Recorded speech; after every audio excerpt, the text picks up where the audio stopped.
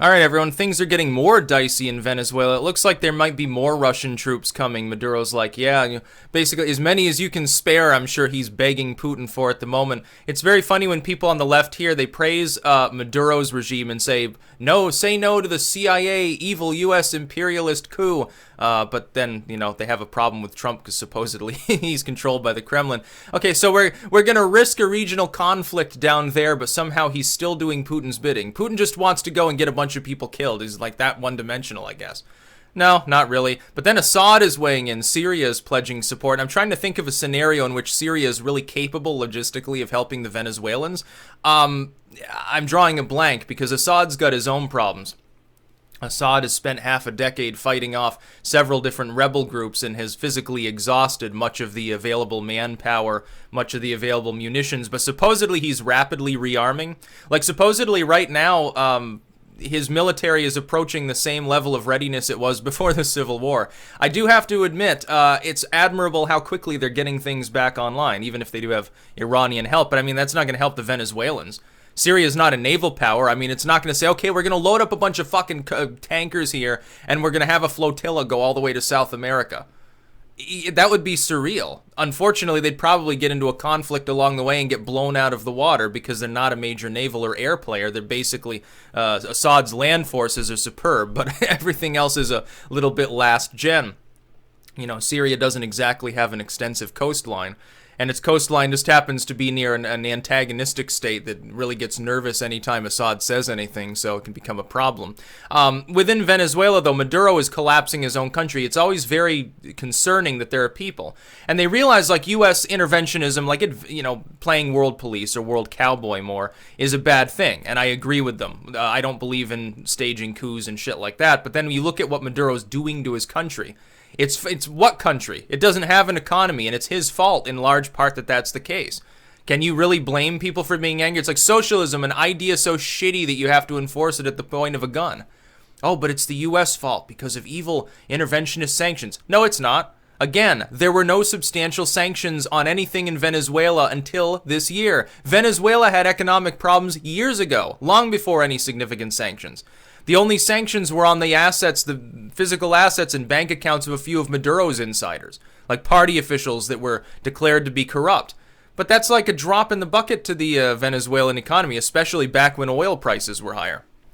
That's what really sunk them. Speculation. It's funny, they'd say, well, the free market is evil because people speculate on value and then you get a Great Depression or something, which is an oversimplification and not actually true. What ends up actually happening is that governments, centralized structures, end up speculating. The masses within a free market, there will always be some dissent going in the other direction. There will be some bulls to your bears, so to speak. But in a centralized system, if it's lock, stock, and barrel controlled by the government, like you've nationalized your main industry, which is crude oil exports, and then you speculate and you borrow 5 or 6 years worth of debt on value that you don't technically already own, there's your problem. That's how you get a crippling depression. That's exactly what Venezuela has. It's interesting to see so many left-wing economists in the United States refusing to use that term in relation to Venezuela. No, it's a coup. It's a downturn. It's a glut in oil sales. It's a problem. It's an oopsie that Maduro made. It's not a Great Depression that's, threatens its neighbors too with mass refugee movements. And that evil Guaido, he's not legitimate at all. And he came out and said, yeah, I realize I could be arrested at any time because I'm opposing Maduro. Yeah, I'm aware of the fact that the illegitimate government that's no longer recognized by half the world's nations has declared me an outlaw. Who fucking cares? I think he's expecting that the Maduro regime inevitably will collapse under its own weight. Russia's not going to be able to save him. And that he'll get sprung from jail and immediately installed as, unfortunately, what amounts to a dictator. Again, remembering, this isn't a right-wing coup or something. Guaido is a socialist. He's just a less violent socialist. It's not going to help the situation. Getting rid of Maduro is only half the problem. Getting rid of socialism is the more important half, and the one that everyone keeps ignoring. The one that everyone, including Guaido himself, keeps overlooking. No, I think that there are certainly better replacements for Guaido. Namely, and are there any underground libertarian or minarchist movements in the country that are arming up and getting ready or something? Unfortunately, most of the population loves socialism there because they've got wonky ideas about its helpfulness in the world.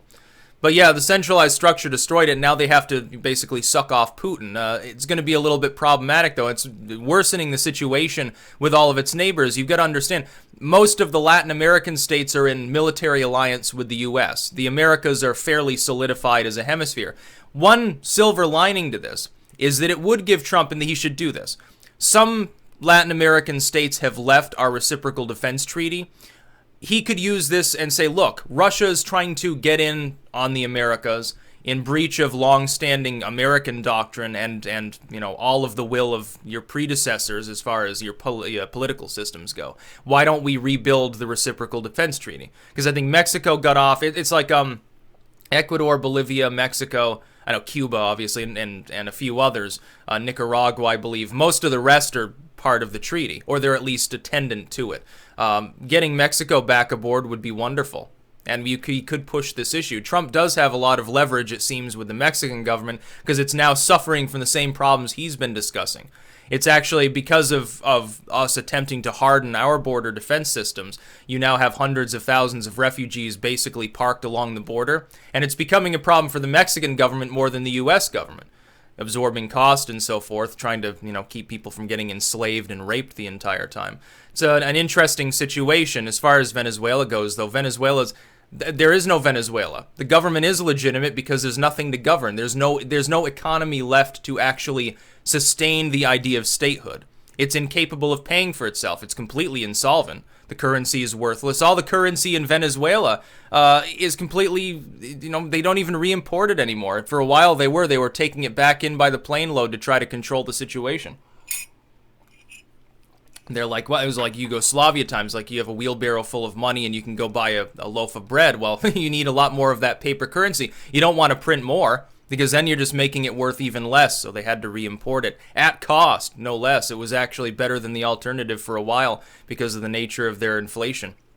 It'll be interesting to see what happens. I mean, my hope is always that the Venezuelan people get rid of Maduro and install capitalism so that they can uplift themselves and have an economy, be a normal nation. Unfortunately, it's not particularly likely. The sort of a dream of a united American hemisphere that started to be worked towards when we ended the Cuba embargo, that's sort of stalled out at the moment, unfortunately. We're making a lot more progress in Asia than we are in the Americas, which is very, very strange. That's about all.